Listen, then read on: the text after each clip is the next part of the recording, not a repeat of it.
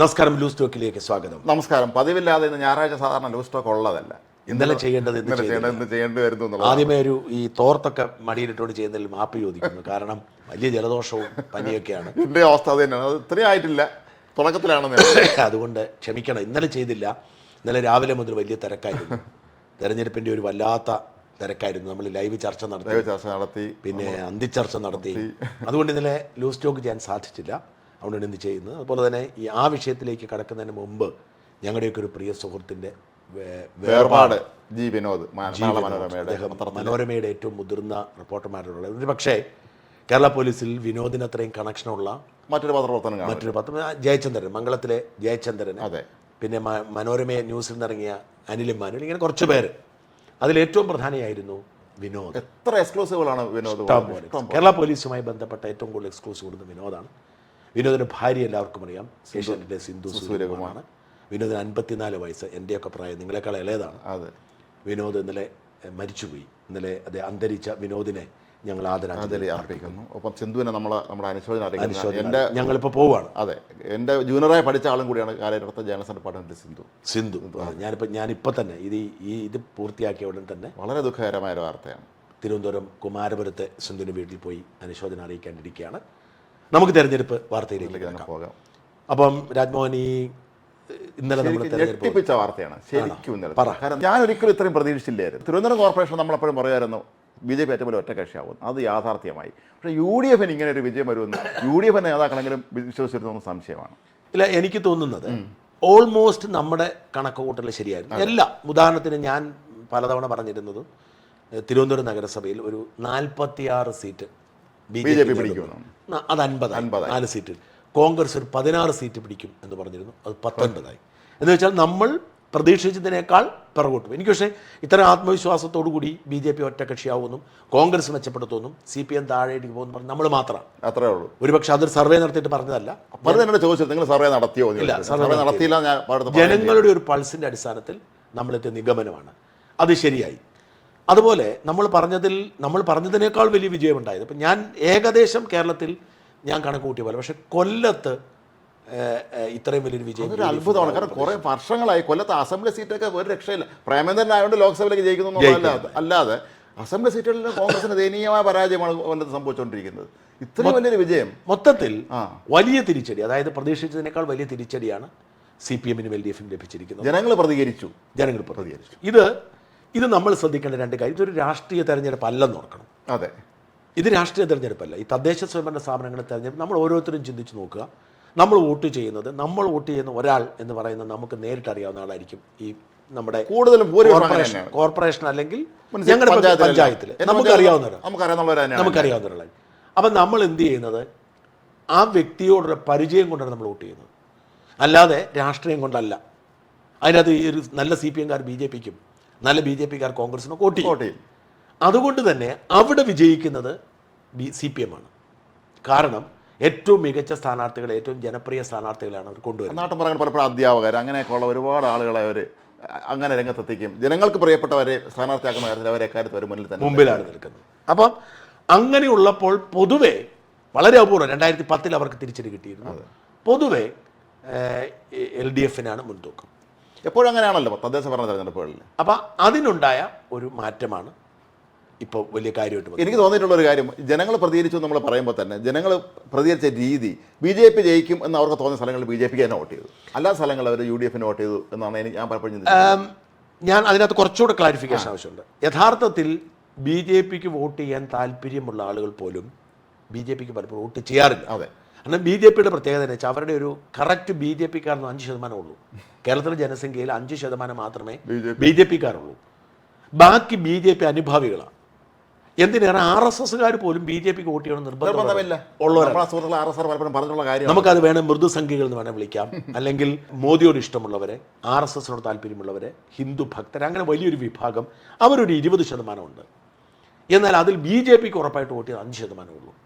അപ്പോൾ പൊതുവെ ഈ പറയുന്ന ഈ മൃദുസംഖ്യകൾ തെരഞ്ഞെടുപ്പ് സമയമാകുമ്പോൾ വെറുതെ എന്തിനാണ് വോട്ട് പാഴാക്കുന്നത് എന്നോർത്ത് BJP-ക്ക് വോട്ട് ചെയ്യാറില്ല. ഇവർ തോക്കാൻ നിൽക്കുന്നവരാണല്ലോ എന്നുള്ള ധാരണ അന്ന് പരന്നിരുന്നു നമ്മുടെ നാട്ടിൽ പൊതുവെ. അതെ, എന്നാൽ അതിനുണ്ടായ മാറ്റമാണ് ഈ തെരഞ്ഞെടുപ്പ്. വലിയൊരു ഷിഫ്റ്റ്. അതായത് തോറ്റാലും ശരി ഞങ്ങൾ ബി ജെ പിക്കാർ വോട്ട് ചെയ്യുന്ന കരുതുന്നവരുടെ എണ്ണം കൂടി, ബി ജെ പിയിലേക്ക് ഷിഫ്റ്റ് ചെയ്യുന്ന ആളുകളുടെ എണ്ണം കൂടി. യഥാർത്ഥത്തിൽ ഈ തെരഞ്ഞെടുപ്പിൽ വിജയിച്ച UDF ആണെങ്കിലും ഈ തെരഞ്ഞെടുപ്പിലെ ഏറ്റവും ചർച്ചാ വിഷയം ബി ജെ പി തന്നെയാണ്. വലിയൊരു ഇമ്പാക്ട് ബി ജെ പി ഉണ്ടാക്കി. ഒരു കോർപ്പറേഷൻ പിടിക്കുക എന്ന് പറഞ്ഞാൽ ചെറിയ തലസ്ഥാനം തിരുവനന്തപുരം കോർപ്പറേഷൻ എന്ന് പറയുന്നത് ഇന്ത്യയിലെ തന്നെ ഏറ്റവും പഴക്കമുള്ള കോർപ്പറേഷനിൽ ഒന്നാണ്. പിന്നെ ഈ വിജയം അംഗീകരിക്കാൻ മടിയുള്ളവരാണ് ഒറ്റയ്ക്ക് ഭൂരിപക്ഷമില്ല, എന്താണ് ഇനിയുമുണ്ട്, അസഖ്യമുണ്ട്, അതൊക്കെ ചുമ്മാ പറയുന്നതാണ്. ഇത് കൊല്ലത്ത് അല്ല മറ്റേ കോഴിക്കോട് ഒറ്റയ്ക്ക് ഭൂരിപക്ഷം ഉണ്ടോ? ഇല്ല. LDF എത്രയോ സീറ്റ് കുറവാണ്, പല സ്ഥലത്ത് ഈ പ്രശ്നമുണ്ട്. പക്ഷേ LDF ആണ് കോഴിക്കോട് ജയിച്ചെന്നിവരെല്ലാം പറയും. കാരണം അല്ലെ LDF സീറ്റില്ല. പക്ഷെ ഇവിടെ ഒരു സീറ്റിന്റെ കുറവാണ്. ഈ ഒരു സീറ്റിന്റെ കുറവേ അല്ല. 2015 പ്രശാന്ത് മേയറായിരുന്നപ്പോൾ ഇവിടെ 44 43 അങ്ങോട്ട് സീറ്റ് 50 താഴെ ഉണ്ടായിരുന്നുള്ളൂ CPM. പക്ഷെ അവരാണ് ഭരിച്ചത്. ഒരു തദ്ദേശ സ്വയംഭരണ സ്ഥാപനത്തിൽ, പ്രത്യേകിച്ച് ഒരു കോർപ്പറേഷനിൽ കേവല ഭൂരിപക്ഷം ഇല്ല എന്ന് പറയുന്ന ഒരു കാര്യമല്ല. കാരണം BJP യും കോൺഗ്രസും അല്ലെങ്കിൽ BJP യും CPM ഒരുമിച്ച് പോകത്തില്ല. മാത്രമല്ല ഇപ്പം സ്വതന്ത്രന്മാർ ജയിച്ചു വന്നിട്ടുണ്ട്. തിരുവനന്തപുരത്ത് 2 സ്വതന്ത്രന്മാരുണ്ട്. ഒന്ന് കണ്ണുമൂലയിൽ രാധാകൃഷ്ണനും പൗണ്ട് കടവിൽ വേറൊരാൾ. ഈ രാധാകൃഷ്ണന്റെ വിജയം നമ്മൾ പ്രത്യേകം എടുത്ത് പറഞ്ഞാണ്. കേരളത്തിലെ ഒരുപക്ഷെ ഏറ്റവും നമ്മൾ രസകരമായ ഒരു മത്സരമായിരുന്നു. 3 മുന്നണികളും 4 അപരന്മാരും. അതായിരുന്നു രാധാകൃഷ്ണനെ നേരിട്ടത്. ഈ രാധാകൃഷ്ണനെ ഞങ്ങളുടെയൊക്കെ ഒരു സുഹൃത്താണ്. രാധാകൃഷ്ണൻ തിരുവനന്തപുരം പ്രസ് ക്ലബിന്റെ സെക്രട്ടറിയും പ്രസിഡന്റും ആയിരുന്ന ആളാണ്. രാധാകൃഷ്ണൻ ടാർഗറ്റ് ചെയ്ത് പലരും പ്രത്യേകിച്ച് CPM-കാരോട് പ്രവർത്തിച്ചു. ഞാൻ രാധാകൃഷ്ണനോട് എൻ്റെ ഇഷ്ടം എന്ന് പറയുന്നത് 2023 മറുനാടിനെതിരെ വലിയൊരു നീക്കം സർക്കാർ നടത്തിയപ്പോൾ അന്ന് ഞങ്ങൾക്ക് വേണ്ടി ശബ്ദമുയർത്താൻ കാണിച്ച അതായത് തിരുവനന്തപുരം പ്രസ് ക്ലബ് ഓർക്കണം. ഇവർ ഈ പത്രപ്രവർത്തക യൂണിയനൊക്കെ ഞങ്ങളെ തള്ളിപ്പറയുമ്പോൾ മറുനാടിന് വേണ്ടി സെക്രട്ടേറിയറ്റ് മാർച്ച് നടത്തി പ്രതികരിച്ചത് രാധാകൃഷ്ണൻ. അതുകൊണ്ട് രാധാകൃഷ്ണ വിജയത്തിൽ നമുക്ക് പ്രത്യേക സന്തോഷമുണ്ട്. ഒറ്റയ്ക്ക് മത്സരിച്ച് CPM കോൺഗ്രസിനെ BJP 4 അപരന്മാരെ ഓർക്കണം. അതിലൊരു അപരൻ പത്രക്കാരനാണ്. ഈ രാധാകൃഷ്ണനുള്ള അസൂയ കാരണം ഒരു പത്രക്കാരനോട് പോയി മത്സരിച്ച് രാധാകൃഷ്ണൻ. അപ്പോൾ എന്തായാലും രാധാകൃഷ്ണന്റെ വിജയമുണ്ട്. അതുകൊണ്ട് തന്നെ BJPക്ക് 2 ആളുകളുള്ളതുകൊണ്ട് BJPയുടെ ഭരണത്തിന്റെ അസ്ഥിരതയുടെ പ്രശ്നമില്ല, ഒരിക്കലും വരുന്നില്ല. അതുപോലെ ഇപ്പോൾ BJPയുടെ മേയർ ആരാണ് വലിയ ചർച്ചയാണ്. ഒരു ചർച്ചയുടെ ആവശ്യമില്ല. BJPയുടെ മേയറാക്കാൻ വേണ്ടിയിട്ട് തന്നെയാണ് ശ്രീലേഖയെ കൊണ്ടുവന്നത്.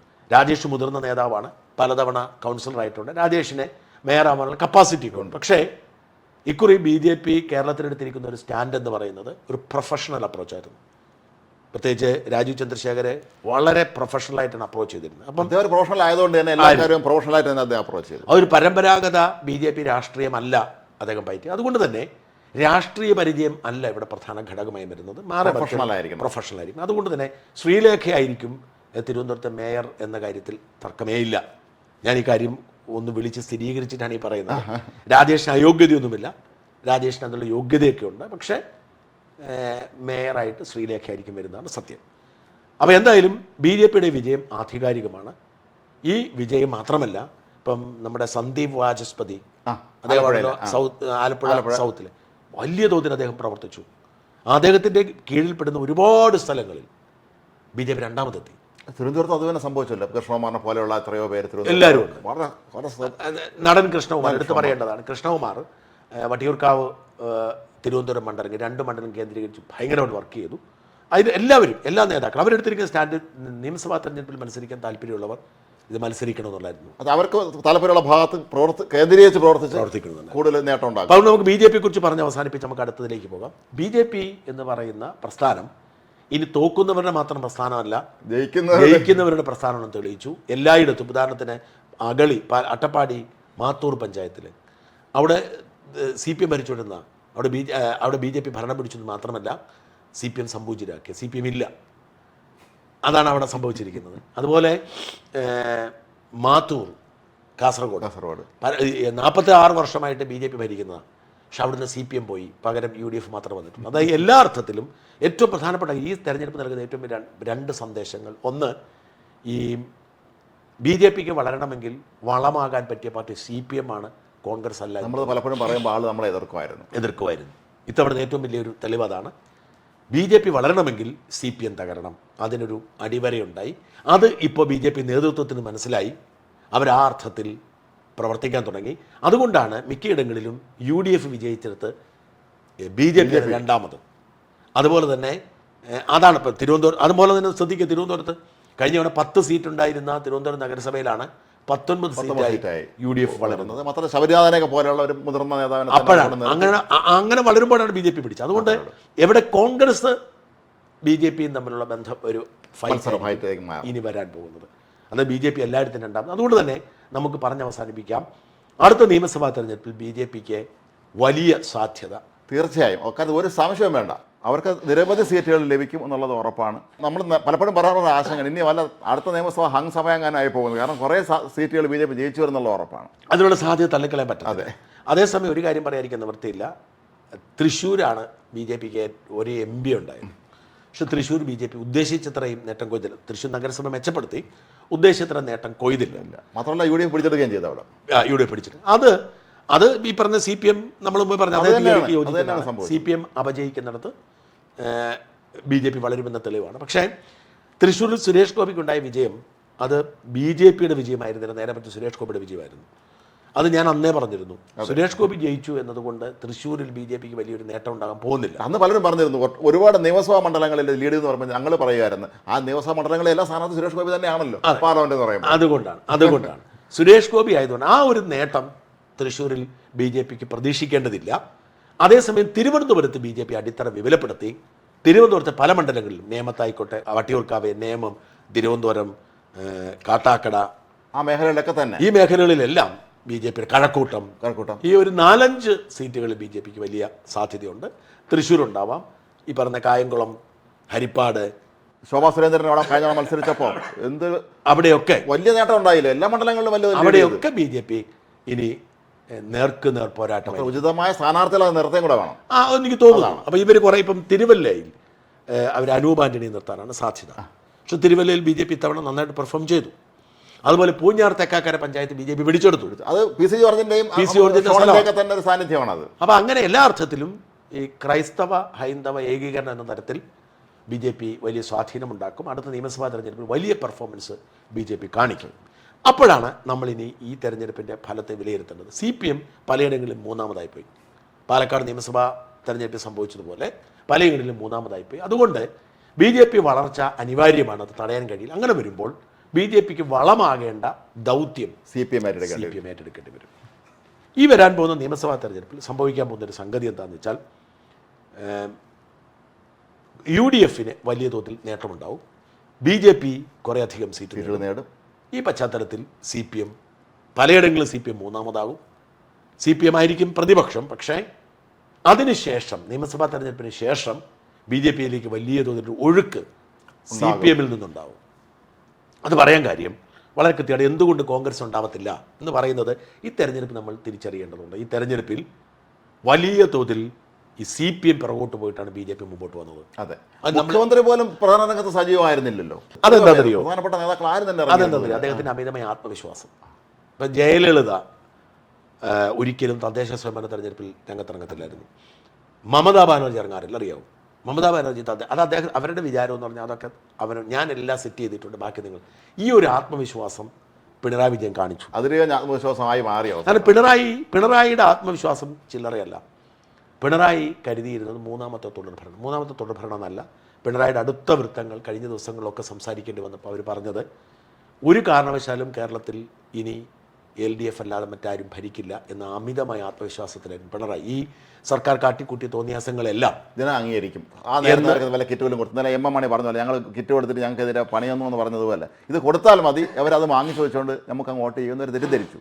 ആ ഒരു ആത്മവിശ്വാസം ഉദ്യോഗസ്ഥർക്കുണ്ടായിരുന്നു. ഇപ്പം മറ്റേ ചീഫ് സെക്രട്ടറി അടക്കമുള്ളവരെ എന്തും വഴിവിട്ട് ചെയ്യുന്നത്. ഇതിന് കാരണം അവരുടെ വിചാരം ഇനി ഞങ്ങളാണ് ഭരിക്കുന്നത് ആത്മവിശ്വാസം. ആരോട് ചോദിക്കാനും പറഞ്ഞ ആരും ഇല്ലാത്ത ധാരണ വന്നു. അങ്ങനെ ഒരു വല്ലാത്ത ഒരു ആത്മവിശ്വാസത്തിന് അതുകൊണ്ടാണ് പിണറായി വിജയൻ രംഗത്തിറങ്ങി. എന്ത് ചീപ്പല്ലേ ഇതിൻ്റെ അത്, എന്തായാലും നിയമസഭയുണ്ട്, അപ്പോൾ ഈ തദ്ദേശ സ്വയംഭരണ സ്ഥാപനത്തിൽ ഞാൻ എന്തിനാ, അതുകൊണ്ടാണ് അദ്ദേഹം ദുബായിലൊക്കെ പോയി പണപ്പിരിവേട്ട് തന്നത്. അതിന് വലിയ തിരിച്ചടിയായി. ജനം പൂർണ്ണമായും എതിർക്കുന്നുവെന്ന് ബോധ്യമായി. ആ ബോധ്യത്തിൻ്റെ ഭാഗമായിട്ടാണ് ഇപ്പോഴത്തെ റിസൾട്ട് വന്നിരിക്കുന്നത്. ഒരു ഉദാഹരണം കൂടെ പറയാം. തിരുവനന്തപുരം കോർപ്പറേഷനിലെ കാര്യം നമുക്ക് പറയാം. ഇപ്പം ആര്യ രാജേന്ദ്രനെതിരെ ഗായത്രി ബാബു രംഗത്തെത്തിയില്ലേ പരസ്യമായിട്ട്? അവർ ഫേസ്ബുക്ക് പോസ്റ്റ് ഇട്ടില്ലേ? മഞ്ജൂർ ബാബുവിൻ്റെ പുത്രിയും അവിടുത്തെ മുൻ കൗൺസിലറുമായ. മഞ്ജൂർ ബാബുവിൻ്റെ പുത്രിയാണ്. അവർ കഴിഞ്ഞ തവണ അവർ കൗൺസിലറായിരുന്നു. എനിക്ക് അവരോട് ചെറിയ ബഹുമാനമുണ്ട്. ഞാൻ പറയും, ആര്യ രാജേന്ദ്രൻ്റെ അഹങ്കാരം എന്ന് പറയുന്നത് നമ്മൾ വിചാരിക്കുന്നതിനും ഒക്കെ അപ്പുറമാണ്. നമുക്ക് വ്യക്തിപരമായ അനുഭവമുണ്ട്. 2023 നിങ്ങൾ അന്നില്ലല്ലോ? നടന്ന സമയത്ത് ഉണ്ടല്ലേ? ആ 2023 പ്രശ്നമുള്ള സമയത്ത് നമ്മുടെ സ്ഥാപനം അടച്ചുപൂട്ടാൻ സംഭവം താക്കോൽ കൊടുക്കണമെന്ന് പറഞ്ഞു. വലിച്ചെറിയാൻ വലിച്ചെറിയാൻ അവരുത്തരവിട്ടത് അതുകൊണ്ട് പോയി ഒരു അവിടുത്തെ ഒരു ഈ ക്ലീനിങ് തൊഴിലാളിയാണ് വിട്ടത് നോട്ടീസുമായി. ആ നോട്ടീസ് കൊണ്ട് ഒട്ടിച്ചിട്ട് ഇത് പൂട്ടിയിട്ട് താക്കോൽ വലിച്ചെറിഞ്ഞിട്ട് പോരാ, എല്ലാവരും ഇറക്കി പൂട്ടിയിട്ട് താക്കോൽ എറിഞ്ഞിട്ട് പോരാൻ അവർ പറഞ്ഞത്. എന്നിട്ട് നമ്മുടെ ഒരു ഹിയറിംഗ് ഉണ്ടായിരുന്നു, നമ്മുടെ ഓഫീസിൽ 3-4 പേര് പോയി. അന്ന് ഈ ഹിയറിങ്ങിൻ്റെ ചുമതല ഈ ഗായത്രി ബാബുവിനായിരുന്നു. അവർക്ക് നമുക്ക് അനുകൂലമായി വിധി തരാൻ പറ്റത്തില്ല.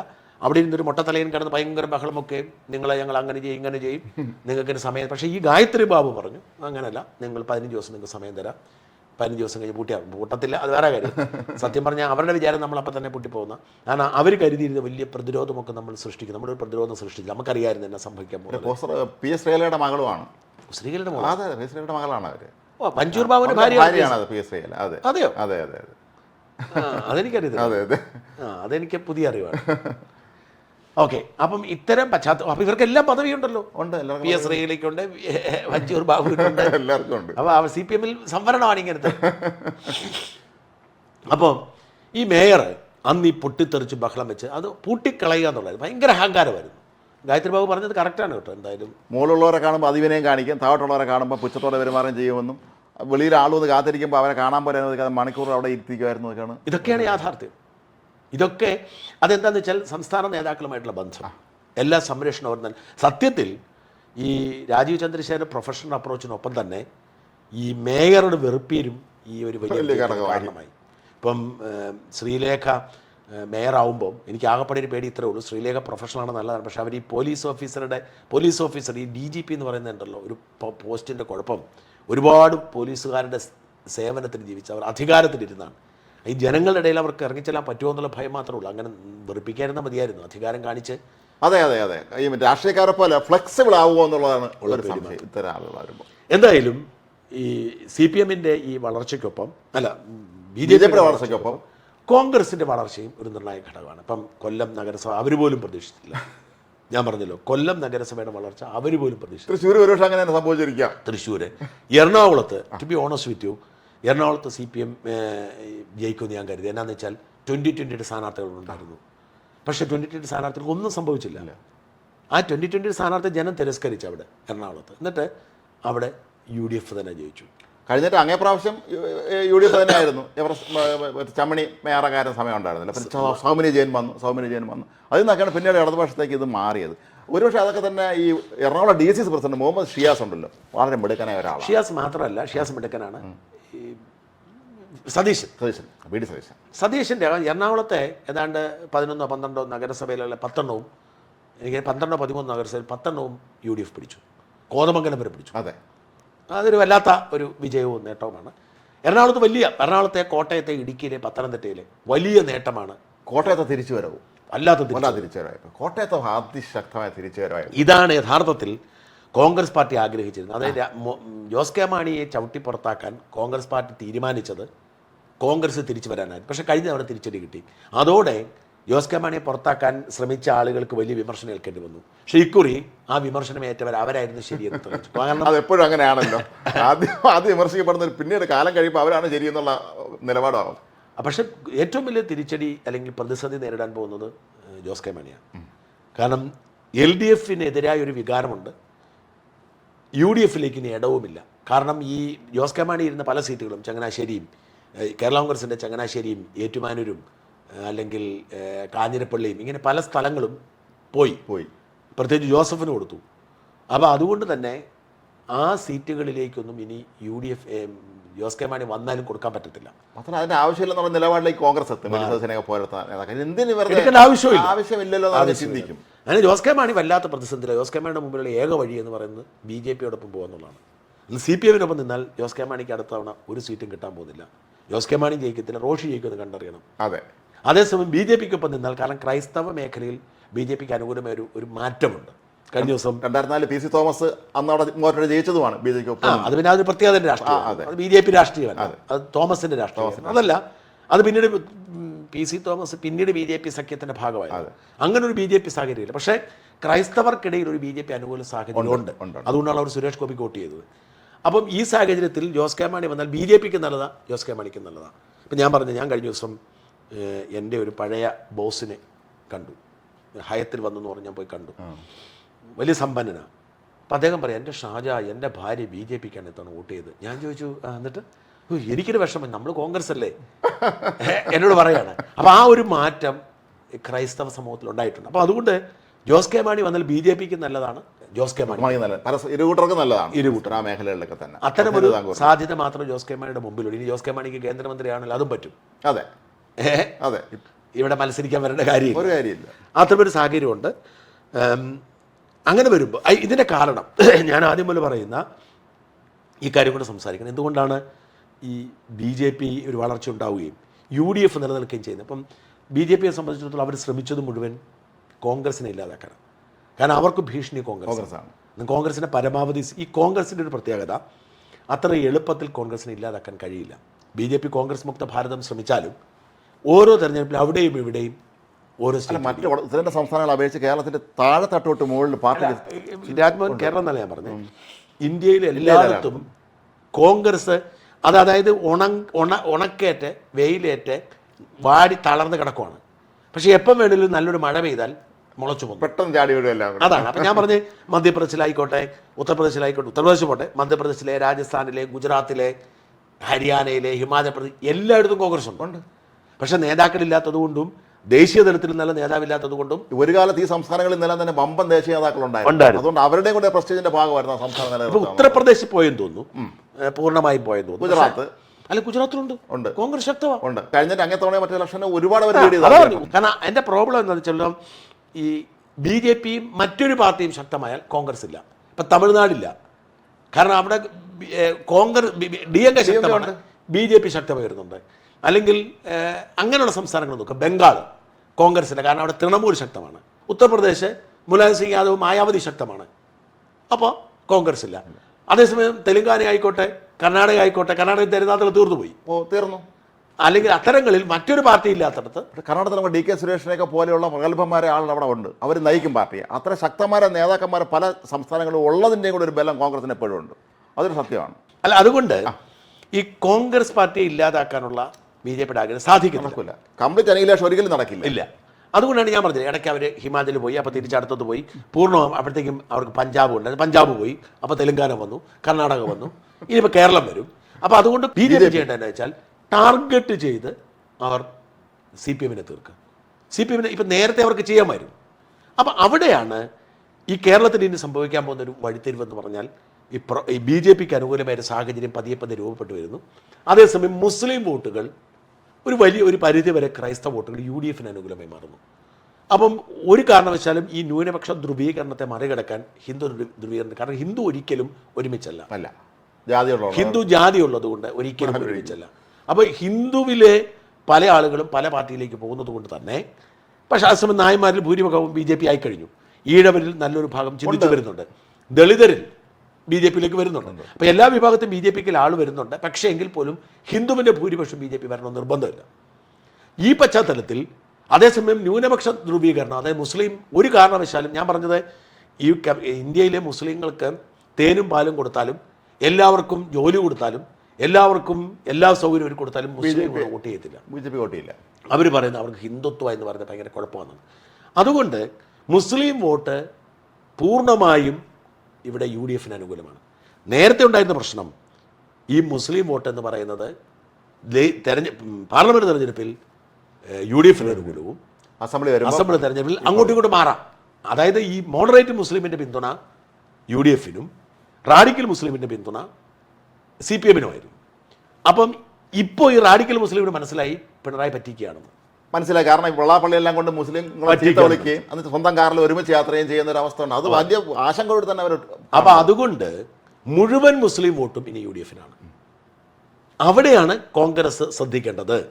കോൺഗ്രസും ലീഗും, ഇപ്പം മുസ്ലിം ലീഗിൻ്റെ നേതാവ് KM ഷാജി മതമാണ് മതമാണ് മതമാണ് വരുന്നത് പറഞ്ഞില്ലേ, അത് ഈ റാഡിക്കൽ മുസ്ലിംസിനെ പേടിച്ചിട്ടാണ്. പക്ഷേ അവരുടെ മുമ്പിൽ ഓപ്ഷൻ ഇല്ലാതെ വരുമ്പോൾ, റാഡിക്കൽ മുസ്ലിംസിന് UDF മാത്രമാകുമ്പോൾ, യഥാർത്ഥത്തിൽ ലീഗും കോൺഗ്രസും കുറച്ചുകൂടി പിടിമുറുക്കുകയും ഈ മോഡറേറ്റ് ഈ റാഡിക്കൽ ഇസ്ലാമിൻ്റെ താല്പര്യങ്ങൾക്ക് വഴങ്ങാതിരിക്കുകയും ചെയ്യണം. അതെ, അവരെ നിർബന്ധം നേരത്തെ വഴങ്ങേണ്ടി വരും. പലപ്പോഴും വഴങ്ങിയിട്ടാണ് അത് കാരണം അവർക്ക് ഈ CPMന് പോകുന്ന പ്രശ്നമില്ല. CPM ഇല്ലാതാകും. CPM-കാരും BJP-കാരാവും. അത്തരം പശ്ചാത്തലത്തിൽ ഈ റാഡിക്കൽ മുസ്ലിം വിഴുങ്ങാതെ, കാരണം അവരുടെ മുമ്പിൽ ഓപ്ഷൻസ് ഇല്ല, വിഴുങ്ങാതെ അവരെ നിലക്ക് നിർത്തിക്കൊണ്ട് വേണം കോൺഗ്രസ് UDF മുന്നോട്ട് പോകാൻ. അപ്പോൾ UDF-നെ സംബന്ധിച്ചിടത്തോളം സേഫാണ്. ലീഗുണ്ട്, ലീഗിനും കുറച്ചുകൂടെ നന്നാവാനുള്ള സമയമാണിത്. മുസ്ലിം വോട്ട് മൊത്തം കിട്ടും, ക്രിസ്ത്യൻ വോട്ടിന് നല്ലൊരു ഭാഗം കിട്ടും, ഹിന്ദു വോട്ടിൽ വലിയൊരു വിഭാഗം BJP-യിലേക്ക് പോകും. CPM-ന്റെ ഒരുമാതിരിപ്പെട്ട എല്ലാ വോട്ടും BJP. ഇനി നോക്കിക്കോളൂ, വരാൻ പോകുന്ന കാലത്ത് സംഭവിക്കും. ഈ നിയമസഭാ തെരഞ്ഞെടുപ്പ് കഴിയുമ്പോൾ, അടുത്ത നിയമസഭാ തെരഞ്ഞെടുപ്പ് കഴിയുമ്പോൾ പാർട്ടി ഗ്രാമങ്ങളൊക്കെ BJP ഗ്രാമങ്ങളാവും. പശ്ചിമ ബംഗാളിൽ സംഭവിച്ചത് അതാണല്ലോ. അതേ സംഭവിക്കും. പാർട്ടി ഓഫീസുകളൊക്കെ, ബ്രാഞ്ച് ഓഫീസുകളൊക്കെ അതേപടി BJP ഓഫീസുകൾ. വലിയ മാറ്റങ്ങൾ വരാൻ പോവുകയാണ്. അങ്ങനൊരു ചെങ്കൊടിയുടെ സ്ഥാനത്തേക്ക് കാവിക്കൊടി വരാൻ പോകുന്ന ഒരു കാലമാണ്. അവിടെയാണ് UDF-ഉം LDF-ഉം തമ്മിലുള്ള UDF-ഉം BJP-യും തമ്മിലുള്ള നേർക്കുനേർ യുദ്ധം വരുന്നത്. ഈ യുദ്ധത്തിൽ ജോസ് കെ മാണിക്ക് വേണമെങ്കിൽ ഇപ്പോൾ തന്നെ കൂടെ കൂടിയാൽ പിടിച്ചു നിൽക്കാം. ഈ കേരളത്തിൽ സംഭവിക്കാൻ പോകുന്ന അങ്ങനെയാണ്. CPM പൂർണ്ണമായും ഇല്ലാതാകും, UDF വളരെ ശക്തമായി നിലനിൽക്കും, BJP പതിപതി. ഇപ്പോൾ അടുത്ത തെരഞ്ഞെടുപ്പിൽ BJP 10-12 സീറ്റ് കിട്ടിയാൽ അപ്പം തന്നെ CPM-നെ തകർച്ച ആരംഭിക്കും. നമുക്കിവിടെ പ്രത്യേകം എടുത്തു പറയേണ്ട ഒരു കാര്യമാണ് VD സതീശൻ്റെത്. അത് അത്ര കൃത്യമായ ഇലക്ഷൻ മാനേജർ ആണ്. നമ്മളെപ്പോഴും ചർച്ചയിൽ പറയാറുള്ള കാര്യമാണ്. ഈ തവണ തെരഞ്ഞെടുപ്പിന് അദ്ദേഹം അത് കൃത്യമായിട്ട് ഇത് മാനേജ് ചെയ്യാൻ ഇതിന് സാധിച്ചിരുന്നു. ഒപ്പം എല്ലാവരും കൂടെ നിൽക്കുകയും ചെയ്തു. VD സതീശനാണ്. VD സതീശൻ്റെ ഇലക്ഷൻ സ്ട്രാറ്റജി എന്ന് പറയുന്നത് ചെറിയ കാര്യമല്ല, നല്ല സ്ട്രാറ്റജിയാണ്. പിടിവാശി, അദ്ദേഹത്തിന് ചില കാര്യങ്ങളുണ്ടെങ്കിൽ അത് നേടിയെടുത്തിരിക്കും. അത് കണ്ടതുമാണ്. പിന്നെ ഈ ഞാൻ പറഞ്ഞില്ല, കോൺഗ്രസ് ഒരുപാട് ചെറുകിട നേതാക്കൾ, പിള്ളേരെ ഇറക്കിയിട്ടുണ്ട്. അത് വലിയ പ്രത്യേകതയാണ് കേട്ടോ, വലിയ പ്രത്യേകതയാണ്. കാരണം നമ്മൾ ഇന്നലെയൊക്കെ ആ ലിസ്റ്റ് എടുത്ത് നോക്കുക, 23 വയസ്സുള്ള ആൾ. നമ്മുടെ പിന്നെ വൈഷ്ണവ സുരേഷിനെ നോമിനേഷൻ പോലും ഇല്ലാതാക്കാൻ ഇവർ ശ്രമിച്ചതാണല്ലോ. അതൊരു ഫ്യൂച്ചർ ഇൻവെസ്റ്റ്മെൻറ്റാണ്. ഇപ്പം മറ്റേ EM അഗസ്റ്റിയും AV ഗോപിനാഥും പിന്നെ ലതിക സുഭാഷും ഒക്കെ തോറ്റു പോകുമ്പോൾ ഈ പിള്ളേർ ജയിക്കുന്നു. അതുകൊണ്ട് ഒരു ഫ്യൂച്ചർ ഇൻവെസ്റ്റ്മെന്റ്. അത്തരത്തിൽ കോൺഗ്രസ് ചെയ്തുകൊണ്ടിരിക്കുന്ന നല്ല കാര്യങ്ങളാണ്. ഇടക്കാലത്ത് അത് ഇല്ലായിരുന്നു എന്നുള്ള പ്രശ്നമാണ്. കഴിഞ്ഞ നിയമസഭാ തെരഞ്ഞെടുപ്പിന് 1970 നിയമസഭാ തെരഞ്ഞെടുപ്പിനാണ് AK ആന്റണിയും ഉമ്മൻചാണ്ടിയും കുട്ടറോബാലകൃഷ്ണനും ആദ്യമായിട്ട് MLA-മാരാണ്. അന്ന് അത് വലിയ അത്ഭുതമായിരുന്നു, ചെറുപ്പക്കാരായവരെല്ലാവരും കടന്നു വരുന്നത്. ആ ഒരു മാറ്റം കോൺഗ്രസിൽ സംഭവിക്കുന്നുണ്ട്. അതുകൊണ്ട് ഇനി സംഭവിക്കാൻ പോകുന്ന ഇന്ത്യൻ രാഷ്ട്രീയം എന്ന് പറയുന്നത്, കേരള രാഷ്ട്രീയം എന്ന് പറയുന്നത്, ഒരു വശത്ത് BJP-യും അവരുടെ സഖ്യകക്ഷികളും, മറുവശത്ത് UDF-ഉം. അതായത് മുസ്ലിം ക്രൈസ്തവ ധ്രുവീകരണം UDF-ന് അനുകൂലമായി. ക്രൈസ്തവ വോട്ട് ഒരു പരിധി വരെ ഇങ്ങോട്ട് കൊണ്ടുവരാൻ BJP വിജയിച്ചാൽ BJP-ക്ക് വലിയ നേട്ടം ഉണ്ടാക്കാൻ കഴിയും. CPM എന്ന് പറഞ്ഞ രാഷ്ട്രീയ പാർട്ടി തികച്ചും അപ്രസക്തമാവുകയും കേരള രാഷ്ട്രീയത്തിൽ നിന്ന് മറയുകയും ചെയ്തു. ബംഗാൾ തൊട്ട് പിന്നാലെ അടുത്ത നിയമസഭാ തെരഞ്ഞെടുപ്പിന് ശേഷം സംഭവിക്കും. മാത്രമല്ല, ബംഗാൾ പിടിക്കാതെ BJP-യുടെ ലക്ഷ്യമുണ്ട് അടുത്തത്. അതിനുശേഷം അവർ കേരളം പിടിക്കാനായിരിക്കും ശ്രമിക്കുന്നത്, പറയാൻ പറ്റില്ല. 2031, 2026, 2031 ഇവിടെ പലതും സംഭവിക്കുന്ന സാഹചര്യം ഉണ്ടാവും. BJP-യുടെ ലൈത്തം മാറി വരുന്നു. CPM എന്ന് പറയുന്ന പാർട്ടിക്കാർ തന്നെ തള്ളിക്കളയുന്ന സാഹചര്യം ഉണ്ടാകുന്നു. ആ സമയം കോൺഗ്രസ്, അതുകൊണ്ട് ഞാൻ ഈ സാഹചര്യത്തിൽ കോൺഗ്രസ് കുറച്ചുകൂടെ ശ്രദ്ധിക്കണം. റാഡിക്കൽ മുസ്ലിമിൻ്റെ കീഴിൽ പോയി നിന്നു കൊടുക്കരുത്. ഈ അധികാര വടംവലി മാറ്റിവെക്കണം. മാത്രമല്ല, ഇപ്പം ജയിച്ചു എന്ന് പറഞ്ഞാൽ അടുത്ത അസംബ്ലി ഇലക്ഷനിൽ ഒന്നും ചെയ്യാതിരുന്നാൽ നമ്മൾ ജയിക്കും എന്നുള്ള ആത്മവിശ്വാസം പാടില്ല അമിതമായി. തീർച്ചയായും അതിനുവേണ്ടി ഇപ്പോഴേ ഉള്ള ശ്രമം ആരംഭിക്കണം. അതിനുവേണ്ടി അടിത്തറയിട്ടുകൊണ്ട് കൃത്യമായ ഒരു പ്ലാനിങ്ങോടുകൂടി ഇപ്പം BJP ഇപ്പുറത്ത് രാജീവ് ചന്ദ്രശേഖർ ചെയ്യുന്നത് പോലെ കൃത്യമായ ഒരു സ്ട്രാറ്റജി ഉണ്ടാക്കിക്കൊണ്ട് അങ്ങോട്ട് മുന്നോട്ട്. രാജീവ് ചന്ദ്രശേഖരുടെ വർക്ക് സാധാരണ ഈ ആർക്കും അറിയത്തില്ല രാജീവ് അങ്ങനെ വർക്ക് ചെയ്യുന്നുള്ള കാര്യം, ആർക്കും അറിയത്തില്ല. പക്ഷെ കൃത്യമായിട്ട് അയാൾ വർക്ക് ചെയ്തു. എന്നോട് പറഞ്ഞിരുന്നു കേട്ടോ. ഞാൻ ഏറ്റവും ഒടുവിൽ അദ്ദേഹത്തെ വിളിക്കുന്നത് അദ്ദേഹം പറഞ്ഞു, ഷാജൻ, തിരുവനന്തപുരം കോർപ്പറേഷൻ പിടിക്കുക എന്നുള്ള ലക്ഷ്യം, അത് പിടിക്കും, അതൊരു സ്ട്രാറ്റജിയാണ്, ഒരു മാറ്റം ഉണ്ടാകത്തില്ല. അതുപോലെ എളുപ്പിച്ചു. അപ്പം രാജീവിനെതിരെ ശബ്ദമുയർത്തിയവരൊക്കെ നിശബ്ദരായി. മാത്രം അതേ രാഷ്ട്രീയത്തിൽ പറഞ്ഞിടക്കും എല്ലാവരും പറഞ്ഞു, ഈ രാഷ്ട്രീയ മുൻപരിയൊന്നും ഇല്ലാത്ത ആളാണ്, എങ്ങനെ പോകുന്നത് പറഞ്ഞു. ഇന്നത്തെ കാലത്തെ ഈ കൺവെൻഷണൽ രാഷ്ട്രീയക്കാരനെ അല്ല നമ്മുടെ സമൂഹത്തിന് ആവശ്യം, പ്രൊഫഷണൽ ആയിരിക്കണം. പുതിയ തലമുറ എപ്പോഴും അതാണ് നോക്കുന്നത്. ഈ UDF-കാരുടെ ഒരു കാര്യം കൂടി പറയാനുണ്ട്. ഈ റിപ്പോർട്ടർ ചാനൽ പോലുള്ള ആളുകളുടെ പിന്നാലെ നടന്ന് നിങ്ങൾ മാനം കളയരുത്. അവരൊക്കെ ചെറുത്ത് തോൽപ്പിക്കുന്നിടത്താണ് വാസ്തവത്തിൽ UDF-ന്റെ വിജയം, അല്ലേ? അവരോടൊന്നും വഴങ്ങരുത്, അവരൊക്കെ ചെറുത്ത് തോൽപ്പിക്കണം. എന്തിനാണ് മീഡിയ ഭയം? പിണറായി വിജയൻ മീഡിയകളോട് ഏറ്റുമുട്ടിക്കയറി വന്ന ആളാണ്. പക്ഷേ പിന്നീട് അഹങ്കാരം തലയിൽ കയറി പോയി. മീഡിയയെ ഭയക്കുന്നത് കൊണ്ട് ഒരു കാര്യവുമില്ല. റിപ്പോർട്ടർ ചാനൽ പോലുള്ളവരെ അവർ ഒതുക്കി നിർത്തേണ്ട സമയം അതിക്രമിച്ചിരിക്കുന്നു. അവരിനി എന്ത് ചെയ്യുമെന്നുള്ളതാണ്. റിപ്പോർട്ടറൊക്കെ ഇനി എന്ത് ചെയ്യുന്നില്ല, അവരെ തുടർഭരണം ഉറപ്പാക്കിയാൽ എന്ത് ചെയ്യും? ഈ കോൺഗ്രസ്സുകാർക്ക് നാണമൊന്നുമില്ല, അവർ ചെയ്യുന്നു. അതാണ് എന്തായാലും ഇനി വരാൻ പോകുന്നത്. ചുരുക്കി പറഞ്ഞാൽ BJP യുഗം ആരംഭിക്കുകയാണ്, UDF-ന്റെ ഭരണയുഗം ആരംഭിക്കുകയാണ്, CPM-ന്റെ തകർച്ചയുടെ കാലം ആരംഭിക്കുകയാണ്. ഈ തദ്ദേശ സ്വയംഭരണ തെരഞ്ഞെടുപ്പ് നൽകുന്ന സൂചന ഇതാണ്. വേണമെങ്കിൽ കോൺഗ്രസ്സുകാർക്ക് തമ്മിൽ തല്ലി ഈ അവസരം എല്ലാം നഷ്ടപ്പെടുത്താം. വേണമെങ്കിൽ അവരുടെ ചോയ്സാണ്. തമ്മിൽ തല്ലി കളയാം, ഇല്ലെങ്കിൽ ഇതാണ് സംഭവിക്കാൻ പോകുന്നത്. എന്തായാലും CPM എന്ന് പറയുന്ന ഒരു പാർട്ടിയുടെ ദുർഭരണം അവസാനിക്കുന്നതിൽ എല്ലാവരും സന്തുഷ്ടരാണ്. ഇനി ആ പാർട്ടി കേരളത്തിൽ നിന്ന് തുടച്ചു നീക്കപ്പെടട്ടെ, ഇങ്ങോട്ട് തിരിച്ചു വരാതിരിക്കട്ടെ എന്ന പ്രാർത്ഥനയോടെ നന്ദി, നമസ്കാരം.